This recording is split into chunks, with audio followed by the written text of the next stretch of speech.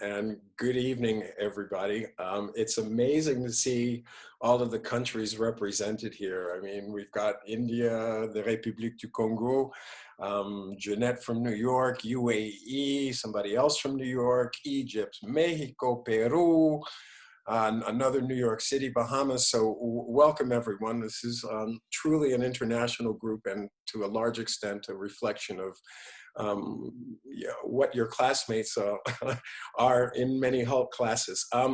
My name's Bill Carney. I've been a professor at Hult now, adjunct professor for 4 or 5 years. I taught both in Boston and nowadays mostly in Dubai. My area of research and expertise, if you will, I'm a marketing guy with a specialization, if you will, in consumer behavior. But that's really not what I'm here to talk about this evening. What I'm here and what I've been given the opportunity to chat with you about is one of my favorite topics, which is an aspect of Black history, right? I've been following my history, or our history, perhaps I should say, since I was a very young man, when I noticed already that any historical mention of Africa or Black people, for all intents and purposes, was missing from the curriculum of any of the schools that I had attended, and dove into the subject rather deeply, and have been down that rabbit hole ever since, doing research and participating in the movement, which I'll give you a little bit more background on later. I'm not going to talk very much about myself. If anybody's interested in Bill Carney, you can Google me. I'm relatively easy to find. I come up usually right on top. I'm coming to you from Geneva, Switzerland, which is where I'm currently based, and have been living for quite some time. So I have basically a Sierra Leonean nationality because my dad's from Sierra Leone. I have a Swiss nationality because I spent a lot of time here. And at heart and where I was born and grew up is, I'm from New York City as well. I'm from 135th and Madison. I see some New Yorkers there, so I'll be a little more specific. So from Jim Crow to Black Lives Matter. I think I need to put things in context very, very quickly. So I'm trying to cover a whole lot of ground. So I'm going to be going relatively quickly. If any of you have any questions or whatever, bang them up in the chat, and I'll be more than happy. I have my chat open. I'll be more than happy to make sure that, even though I can't talk to you directly, that we can still have some form of interaction. Okay. While a lot of people tend to say that this whole issue of racism is an American problem, the truth of the matter is it is not an American problem. And if one really digs into the history, you'll discover that the roots of the problem are actually to be found in Europe, okay?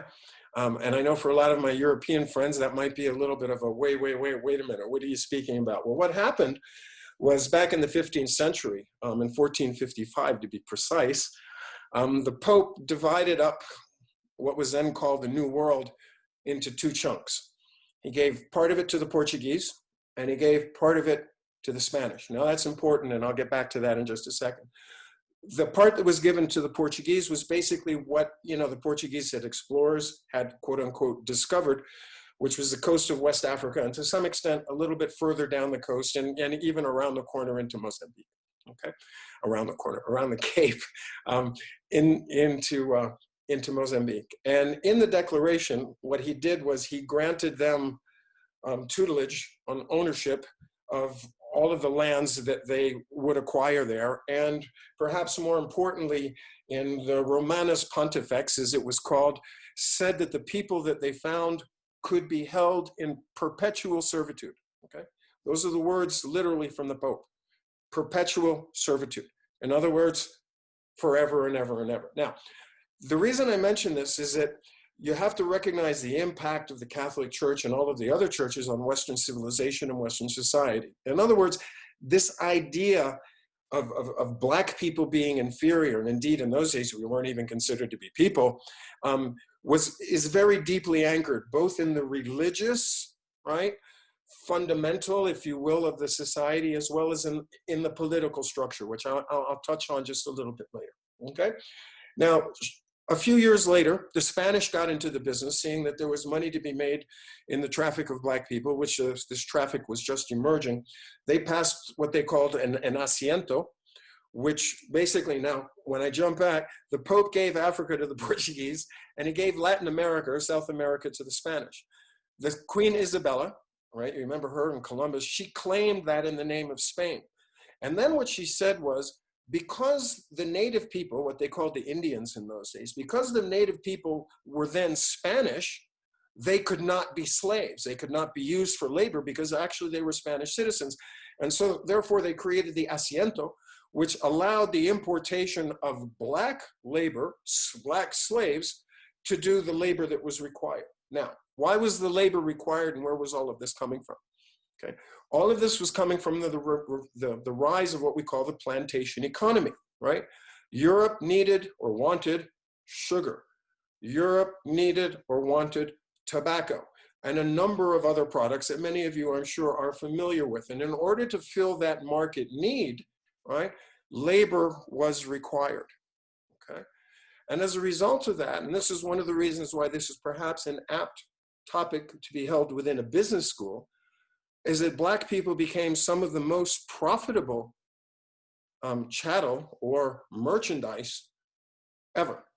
There were some 14 million Black people who were moved from Africa to either North or South America. And if you think historically what that means in terms of the numbers, and if you also think historically what that means in terms of the money that was made often by the royal families, the Dutch were involved, the Danish were involved, the Portuguese were involved, the Spanish were involved, okay? Basically all of the Europeans, not all, but almost all of them got a piece of the pie, okay? So plantation life flourished in the Caribbean, in the United States, with Virginia, you know, growing and Massachusetts and whatever, in the early days, growing products that largely were sold and destined to be sold where? In Europe. So who's the ultimate beneficiary of a lot of this, of what's going on? In most cases, in many cases, European companies, okay? So the notion that there is no link is not true. There is a direct linkage, and I just wanted to establish that, okay? And a lot of that came in through the commercialization of the plantations and their need for markets, if I put it in purely business terms. As a result of that, particularly within the United States, as the slave trade grew, as Black folks were imported to work on the plantations, we actually reached a point early in American history where there were actually more slaves than there were, quote unquote, free white people, or European Americans, if you prefer that term. And Benjamin Franklin and others are on record, particularly Ben Franklin, saying, hey, wait a minute, we need to be careful here. We have too many Black people in this country, and this could be problematic, because he was in favor of the separation of the races. Actually, Abraham Lincoln was in favor of separation of the races. Thomas Jefferson was in favor of separation of the races. And these are all people who were, you know, either presidents or extremely important people in the foundation and creation of the United States.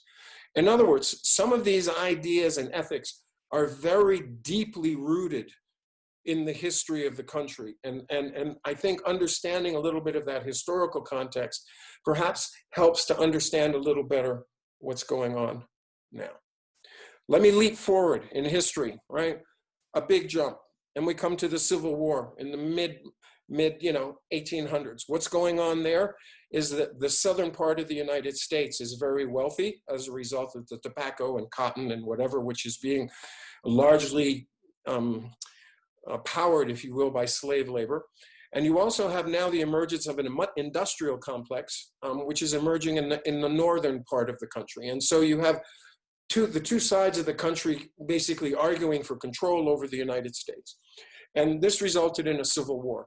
Now, the Civil War was partially about slavery, but not really. Indeed, if Lincoln could have avoided it, history suggests he would have. But the bottom line was, he did the Emancipation Proclamation, which basically freed the slaves, okay?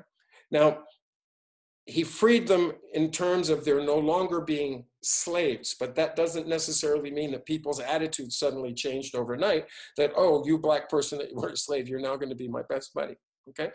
So we went through a period called carpetbagging. I don't want to get into all of that, but what happened was, in the post-slavery era, Black people began to leave the rural areas and the farms and the plantations where they had worked and started moving to the cities, southern cities for the most part. And the white people, or the European Americans, as I like to call them, within those cities, began to get upset that all of these black people were moving into the neighborhood. Sound familiar, perhaps, to some of you. And as a result, they passed a series of laws which became known as the Jim Crow laws. Now, many of you may not have never heard of Jim Crow, but some of you might remember South Africa, when South Africa, right, was under white control, and South Africa had a system that was known as apartheid, which meant that there were separate facilities for all of the quote unquote races. In South Africa, they had three. There was black, colored, and white. In the United States, we basically had two. There was colored and there were white. And what that meant was separate toilets, separate restaurants, separate hospitals, separate hotels, separate schools, separate beaches. And you know, you were best to stay within the particular area where you were supposed to be, unless otherwise there were dire consequences. The name Jim Crow comes from a character where this white actor, whose name I don't even want to mention, used to paint himself up with blackface and tour around the United States pretending to be black and making fun of black people. The character's name was Jim Crow, and for a while, this gentleman was extremely popular through much of the United States. His popularity faded away, but when the laws were put into place, somehow the whole notion of Jim Crow came back and the laws became known as Jim Crow laws. They were basically almost identical and equally as harsh as what was in place in South Africa under the apartheid days, just to give you a feel. So even though the Civil War ended slavery, it did not end discrimination against black people. In other words, the institutional of racism, which had been slavery, now moved to another form of institutionalized racism, which became known as Jim Crow. And this was pretty much, I need to be kind of reductionist and short in the history here. And this was pretty much our life for quite some time, okay? And so you get through the early 1900s, 1920s, 1930s, you begin to actually see pockets of black prosperity in Oklahoma until that particular area was burned down by a white mob. In various other parts, in Philadelphia, in Harlem, in other parts, there were pockets where the black community was large enough for people to develop some economic substance of their own and not have to be so dependent upon the quote unquote European American side of the American society. I'm going to go a fast forward. We're going to go through the Civil Rights Act and Martin Luther King and all of these people who protested back in the 60s. And lo and behold, and I'm really being reductionist here, but you guys can read up on the history if you want and dig a little deeper. In 1964, we have the Equal Opportunity Act, which basically removed the concept of separate but equal and replaced it with, in theory, equal access for all. Okay. In other words, it was no longer legal to discriminate and not allow black people to stay in your hotel. Okay. This still happens in some parts of the United States. It happened to me recently in a small hotel in North Carolina where somebody refused to rent us a room, but that's another story. Okay. So this whole issue of Jim Crow is, again, deeply anchored in American society. And whether it's conscious or not, okay, people have evolved within the society, both black and white. And whether it's a question of perhaps privilege on one side or lack of privilege and access on the other side, this is just the reality of what has been going on, okay? Let me just quickly scroll. I see a whoop whoop for Harlem, okay? Thank you very much. So 1964, guess what? Yours truly can finally go into Disneyland because Walt Disney can no longer keep black people out of Disney World or Disneyland, which was what the case was back in those days, okay? And this is not that long ago. I mean, the 60s, well within my lifetime, even though it's, 50 years ago. So this is, something that's still very, very current, right? Now, and I'm going to kind of race forward. So after the 60s, we have a period of kind of feeling, wow, okay, Equal Opportunity Act. We had affirmative action, which were programs to try and facilitate the access of women and minorities, as we were called, right? To facilitate their access into jobs, which meant perhaps better jobs into corporations, better access into universities. For example, I was one of the first Black students ever admitted into Middlebury College in Vermont, for example, back in the day. Suddenly doors were opening that heretofore had been closed. And there was a certain amount of euphoria that, hey, things are changing, you know, we're moving ahead, progress is being made. And I think, generally speaking, while perhaps the train was not moving as quickly as we would have liked it to move, I think most of us would say that there was at least some movement, perhaps begrudgingly, clearly, but there was some movement of the train. This culminated, to some extent, this euphoria and hopefulness culminated in the election, and here I'm being very, very, very reductionist in terms of time and somewhat simplistic, perhaps culminated in the election of President Obama, okay, where a significant percentage of the vote, of particularly the European American vote, voted for Obama. And I think when that happened, there was also this notion of, okay, see, it's all over.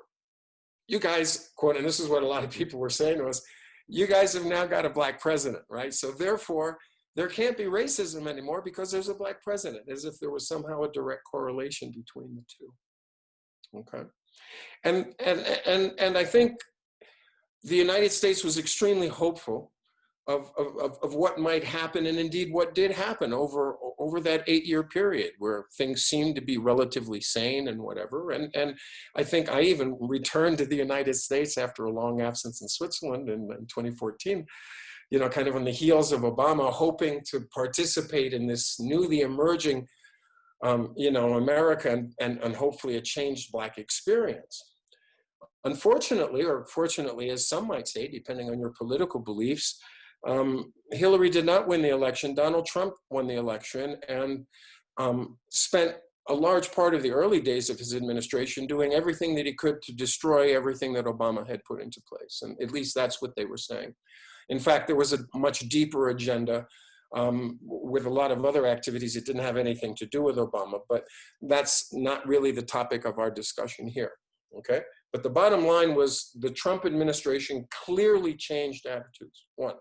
Second, the language that the president began to use began to suggest to certain other members of the population who had heretofore perhaps gone underground because it was no longer politically correct to be racist, to now suddenly begin venting their anger and distrust and all of this, which had never actually disappeared. It had always been there.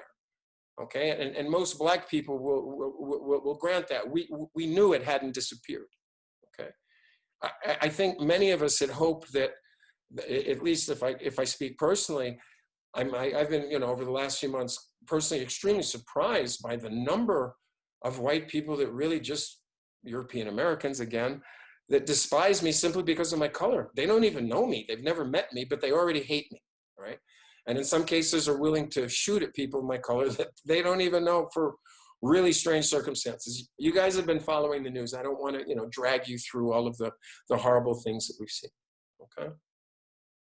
So we now have a situation where, as I think the world saw, and I think what ignited the keg of dynamite, if you will, perhaps internationally speaking, was the death of George Floyd, okay, which has now become associated with BLM. But let's just talk about George Floyd. And Ferguson, okay? The death of George Floyd did not surprise any Black people at all, okay? Because actually, if you look, you'll discover that there's been a George Floyd almost every week, and in some cases, several times a week, in many different cities in the United States for quite some time. The only difference is, perhaps the key difference is that people didn't have cell phones and were unable to document what was going on. Now it's regularly documented. It's up on, it's on Snap, it's on Facebook, it's on TikTok, it's everywhere, okay? So the news and the word is, and of what's going on is a lot more visible, okay? So this current friction that we're seeing is in fact not new, okay? What is happening is, to some extent, it could be argued that what the president has done is opened Pandora's box. Now, some would say, well, good, because at least now we can have a discussion about it. Yeah, but the discussion is resulting in people, in some cases innocent people, getting shot and killed. Okay. So we need to be careful about that notion of opening Pandora's box. Now I see a quick question came in. Let me see that. Think that even with the electing of Obama has not ended the behavior among the American society. If imposes the black racism again and again. Yeah. Yes. I think that comment is right on target.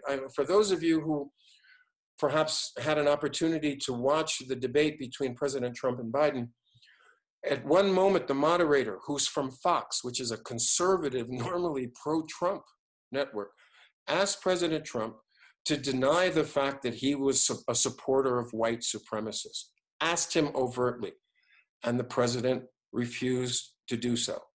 Okay, basically the word that has gone around is get ready, right? Stand back and stand ready, right? Ready for what? I mean, what is he talking about? Okay, so we see this, the president overtly encouraging, okay, white supremacists. Now, that notion of white supremacy leads me directly to BLM. Now, a couple of words about BLM. I'm a BLM supporter. Okay, I give money to the organization, and when I can, I contribute time. I'm in the streets. I was recently one of the people at the 10,000 person demonstration here in Geneva. Why? Because I've been protesting against police brutality since I was 17 years old. My first march was in Washington, D.C. That's how much, to some extent, unfortunately, things have not changed. The Black Lives Matter movement was created after the death of Trayvon Martin, okay, who was shot by a gentleman called George Zimmerman. I mean, most of the Americans in the audience will know the story, but bottom line was this young man was shot under questionable circumstances.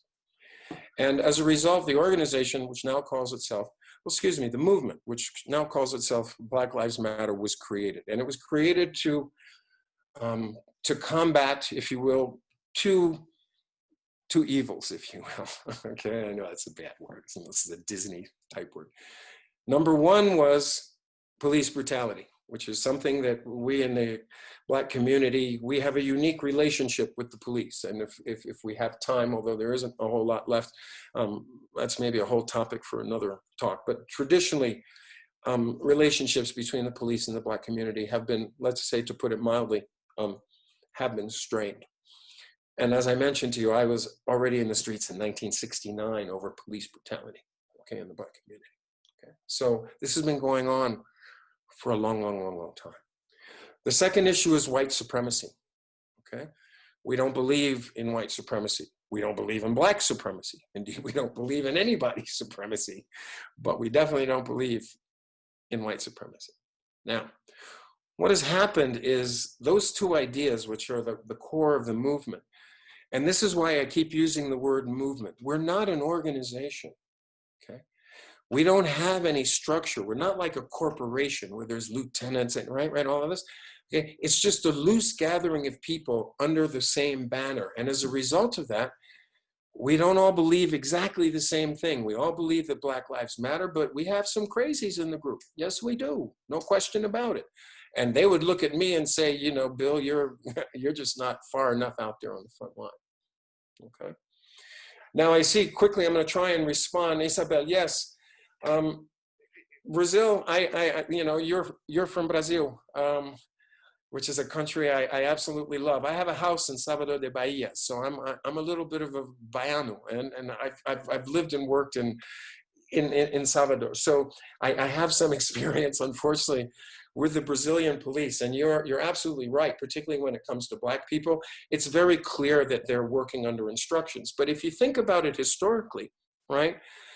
It's an extension of the plantation mentality, because the Black people that came to Brazil, and there were, and let me give you a number, there were 4.5 million Africans landed in Salvador de Bahia during the same period that 800,000 Africans were landed in the United States, okay? So by far, the bulk went to Latin America or South America, which is where the bulk died.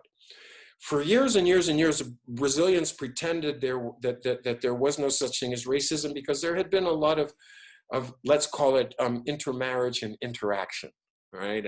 And so perhaps everybody has a little bit of this and everybody has a little bit of that. But the bottom line is, if one looks at the power structure in Brazil, it's very clear that it's white driven. It's Europeanized Brazilian driven. Okay, so yes, your comment there is right on target. Is right on target. And I see Gail is talking about, there are laws. Yes, there are. The thing, Gail, the thing that I've noticed, unfortunately, over my lifetime is that the law helps. It gives you recourse. But as we used to say back in the 60s, when we were fighting for the civil rights in the United States, you can't legislate morality, right? In other words, we can change the law, but that doesn't make Joao not be a racist anymore. It doesn't mean that Charlie from Georgia is not going to sneer at the black people that he knows. Okay, so even though it's legal, that doesn't mean racism doesn't exist. Okay, so your point is very well taken. Is very well taken, and you're correct. You have a president. I shouldn't perhaps linger on politics too much. Whose politics, i.e., Mr. Bolsonaro's, whose politics are very similar to our President Trump's, for better or for worse. I'm not passing judgment here. I was not brought in here to reflect my own personal opinions. Yeah, okay. Ismail mentions the issue of access to guns. Yeah, it's part of the issue, but it's a little bit of the sideline to the issue. You know why, Ismail? Because there's a lot of black people who own guns as well. Okay. Indeed, in a lot of circles at the moment, black gun ownership is being overtly encouraged. When you see a group of 20 or so European Americans dressed in military fatigues who walk into the Senate, okay, of the state of Michigan, dressed as if for war, and then barricade people out and nothing happens.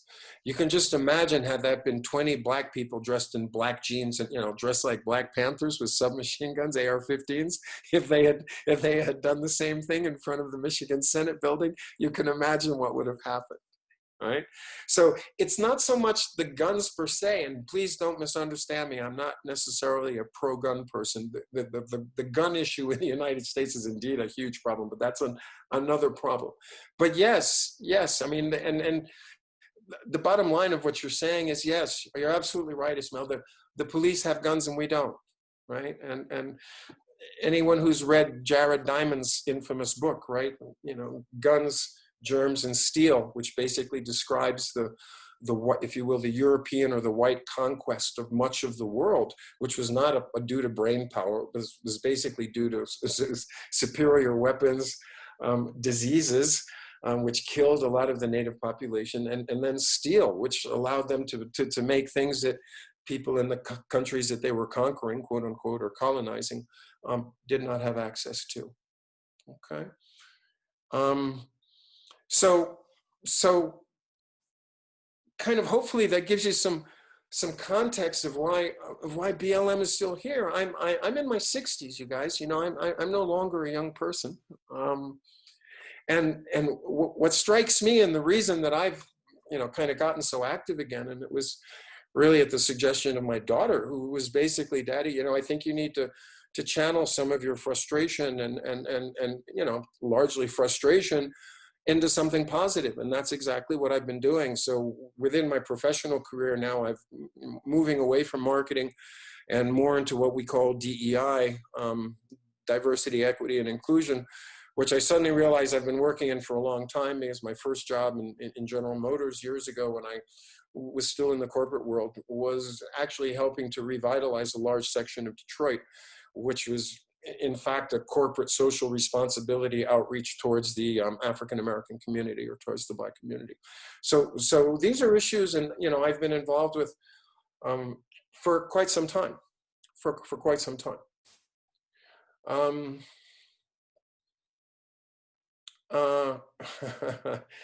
Yeah, Isabel. Yeah, I hear you. I think everybody can, maybe you want to share that and change it to the panelists, not to the panelists, but open it up to everyone else. Is anybody, is anybody, are there any questions? I know I've been kind of yakking at you guys. This has been, you know, very much one way up until recently. Is there, does any, oh my goodness, we have like, wow, 45 people here. And any questions about any of this? Maybe I'll add just a few more words towards the end here. It could be argued that any intelligent person of color living in the United States who isn't angry has got some neurons missing, right? And indeed, I have often said that African Americans are the most optimistic people in the world, if you think about it. Why do I say that?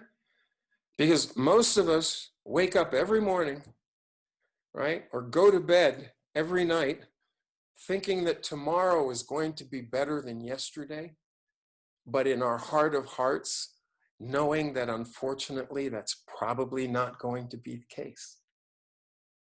But we nonetheless keep on pushing. Okay, now, the other perhaps positive note that I want to end on, as I mentioned, you know, when there was George Floyd, but also in Ferguson. Ferguson was the one, you know, remember when they had the white guys with the khaki pants and the torches and all of this kind of stuff, protesting for white supremacy and whatever. And when the protesters came out, I was really surprised because the vast majority of the protesters were not Black.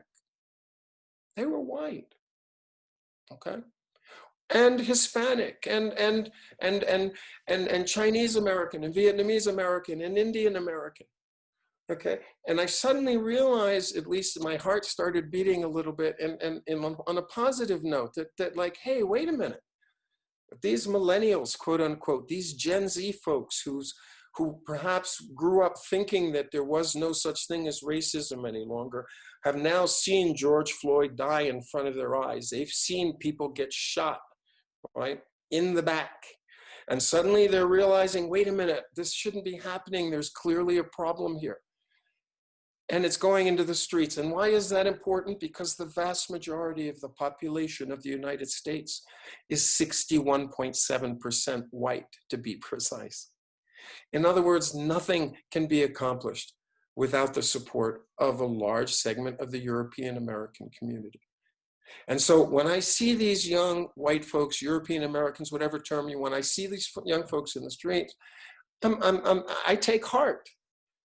You know, these are people who are saying, you know, enough is enough, and we're going to change stuff. This might have been cool for your time, but it's definitely not cool for our time, and we're going to try and do something about it. Okay.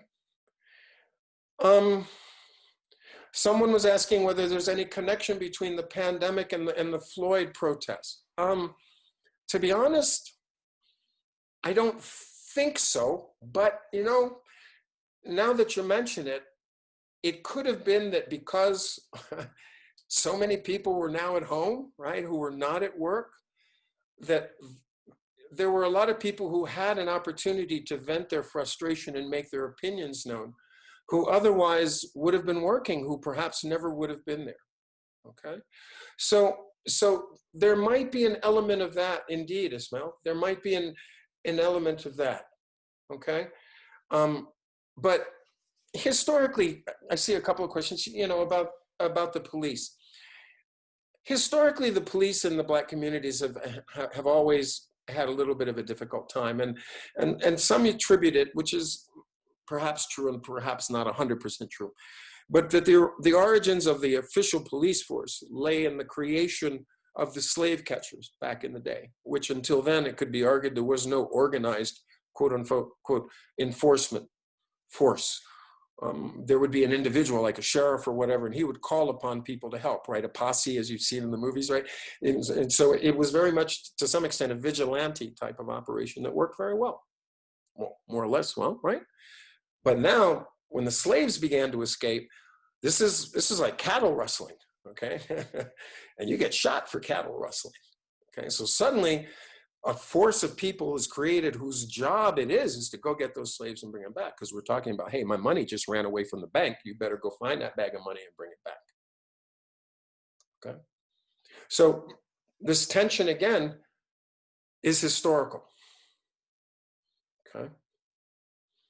Some also draw an ethnic issue here, which I've often heard repeated, which is that many of the police forces in the particularly in the early days of the United States, particularly in the East Coast, were often Irish people.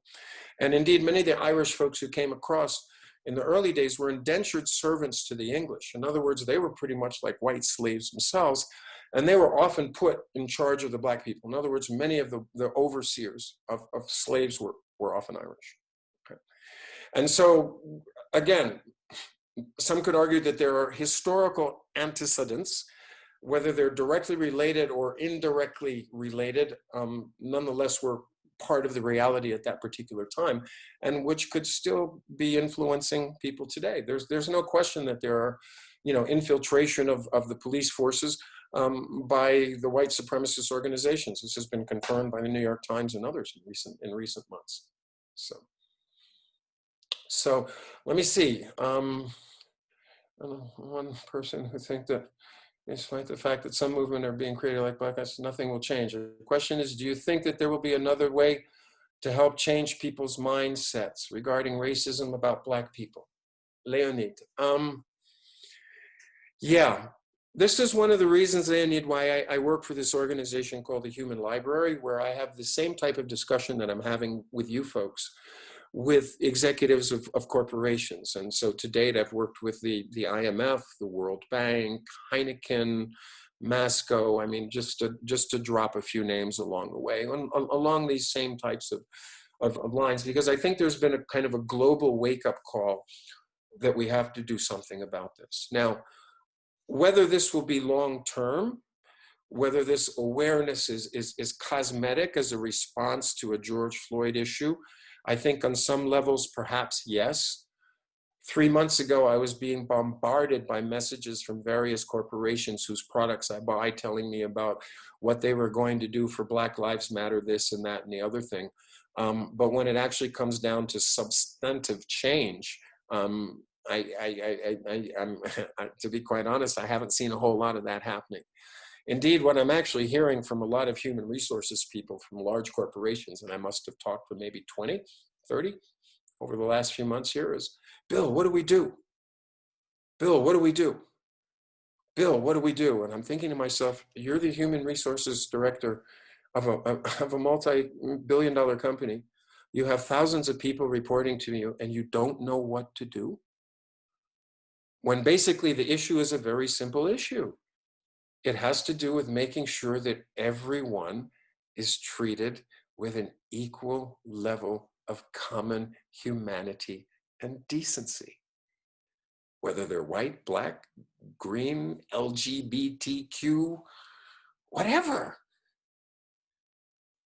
And for some reason, that very simple concept seems to be very hard to get some folks to understand. Okay. Now, a question here about, let's see, about reparations. Gail, boy, that's a question that is close to my heart.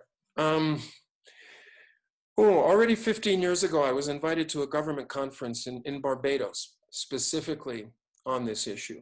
It has been around for a while and has been perhaps gathering a little more momentum, perhaps in recent years. When the Jews were able to get some reparations for what they had suffered during World War II, I think that kind of was a little bit of a wake-up call to a lot of Black people that, hey, maybe it's possible. At the risk of offending a lot of people here, I think if there were reparations to be requested, I think the place to start actually would be with the European royal families. And why do I say that? Is because many, if not most of the slavers were operating under royal charter.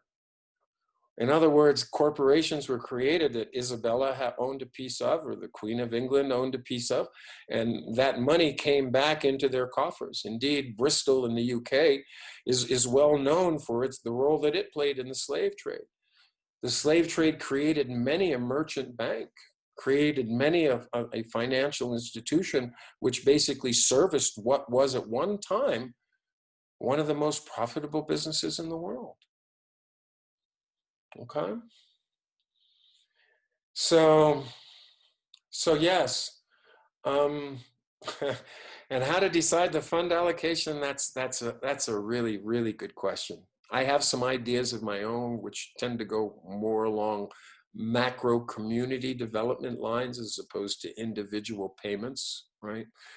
But that's something that, you know, will need to be debated. First, we would have to get some recognition of the fact that reparations make sense. And that has been a long battle, and we're not, at the moment, I think it's safe to say we're not winning that particular fight. No, we're not. Generalizing of police authorities, another question that came in. Is it correct to say that every cop is like those we see on social media since they are acting underneath the same power, or where do we draw the line? That's a very good question. I guess the question is, are there good cops and are there bad cops? And the answer is yes. There are definitely good cops and there are definitely bad cops. No question. Right? So we can't tar everyone with the same brush. Okay. However, I have someone who used to be a police officer in my family. However, what even the good cops face is a culture within the police that is, in some cases, extremely toxic. And it varies from city to city because each city has its own police force, its own police chief, right? So not just from state to state, but also from town to town, okay? So while, you know, as a Black person, you might feel fine in New York City, you go to some little town in upstate New York and get stopped by a sheriff there late at night, chances are, you know, the conversation might not be exactly the same. So we have both, like most countries. So no, not all the cops are bad cops. No, I don't believe that for a moment. The system is a large part of the problem because it encourages certain behaviors. The president will openly go to a police function and suggest that they're not treating the bad guys hard enough. That's literally what he told them, right? And so it's no surprise that suddenly people are getting shot and beaten up and choked to death. You know, why? Because, well, it could be argued the president said it was okay. So yes. Yeah, and I think I just answered, you know, the HTC question. Do I think each state does have its own standards? Yes, and those standards are extremely different. Each state has its own laws, even. Okay, so something that can be permitted right next door, you know, you cross the line and you can go to jail for a long time in some cases. Right? So yes, it's the nature of the structure of the different states within the United States. Right? And this has its positive elements, you know, and it has its negative elements. As someone who lives in Switzerland, we have 26 little cantons, which is like our little 26 states, and they have different laws and different tax levels and all of this kind of stuff. But it works. Somehow we seem to hang together over here. What has happened in the U.S. is we've been driven apart. The current president has done a very effective job of dividing us, and it's your classic strategic move of divide and conquer, right? So there's really nothing new or surprising here, and he has been ruthlessly effective in terms of how he has accomplished that. Absolutely, absolutely.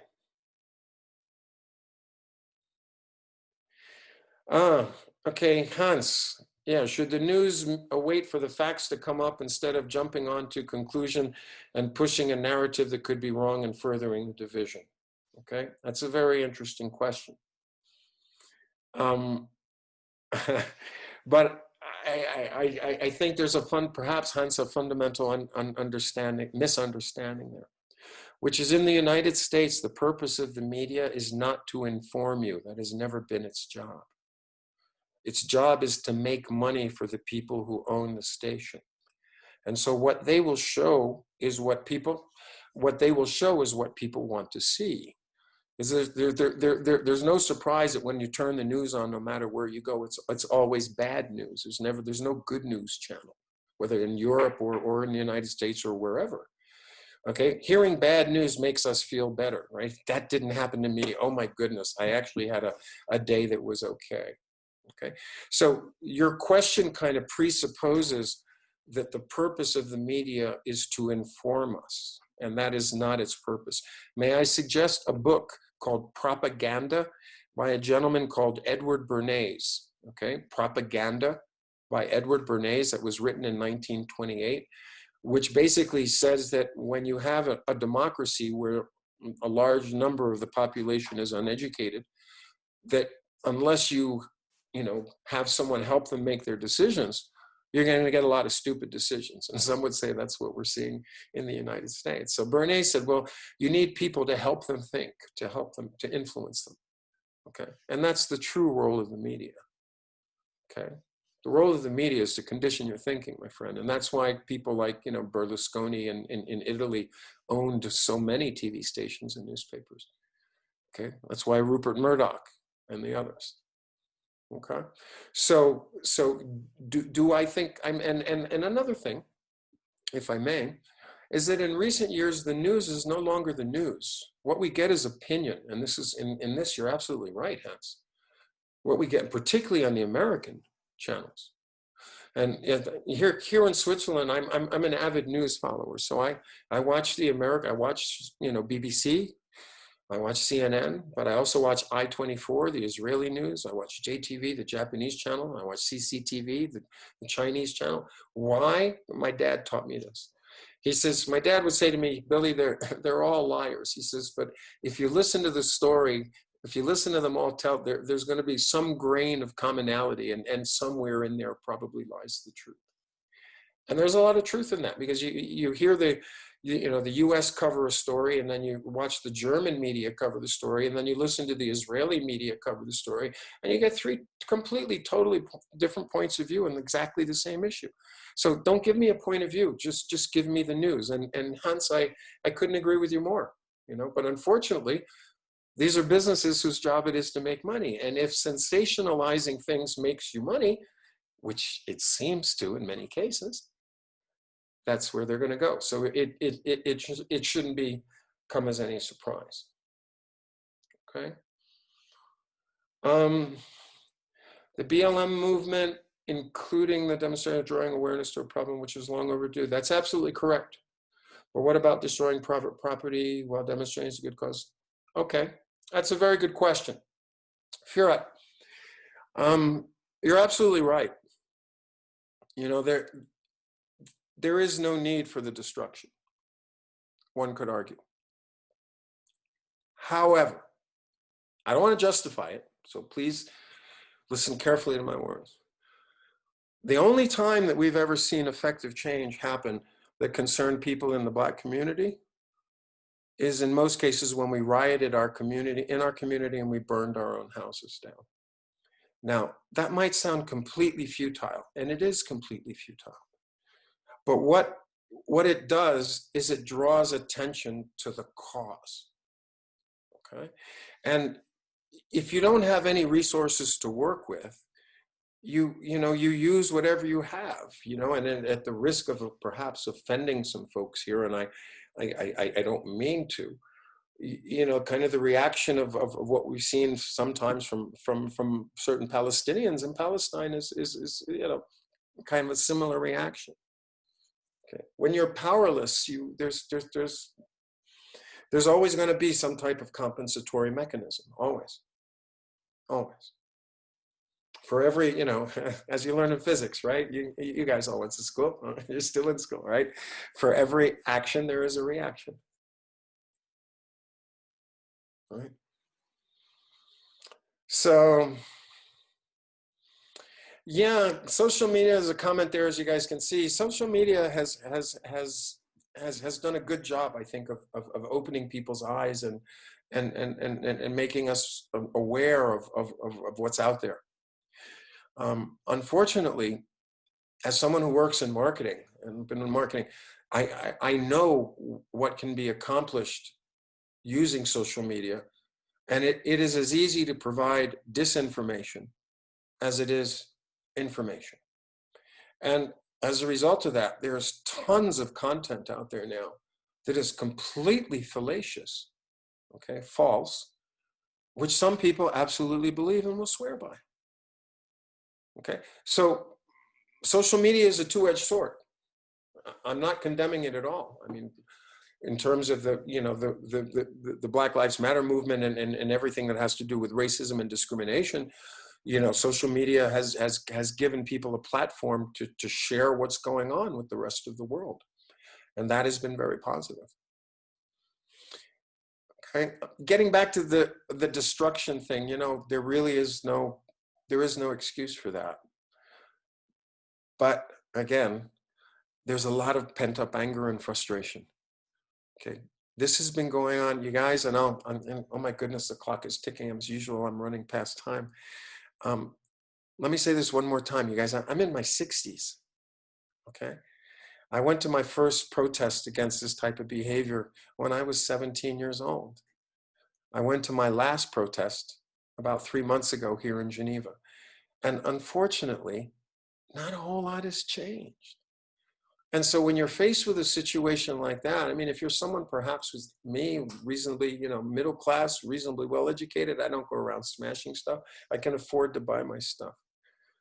But suddenly those $200 pair of Nikes that I always wanted, that I know I'm not going to be able to afford, and I'm really pissed off. And yeah, I'll smash the window and take the shoes. Yeah, they might. I get it. I don't condone it, but I get it. Folks, boy, oh boy, oh boy, a whole slew of questions here. I've got to go. Unfortunately, I've already stayed well beyond my welcome. So I would just like to thank all of you for having participated. You know, the questions I think have enabled you guys to share some ideas amongst each other, which I think is equally important to hopefully some of the ideas that I've had an opportunity to share with you. So on that note, may I ask you all to stay positive and perhaps more importantly, stay safe, right? Like we say back in New York, the Rona's still running around. So, you know, y'all need to make sure you run a little bit faster than the Rona does, okay? Just to make sure that you stay safe and stay masked. If you're ever in the Dubai campus, I teach most of my Hult classes at the Dubai campus. And so I'll look forward to seeing some of you. Until then, please be well, be safe, and thank you very much for the opportunity to have this conversation with you guys. Thank you.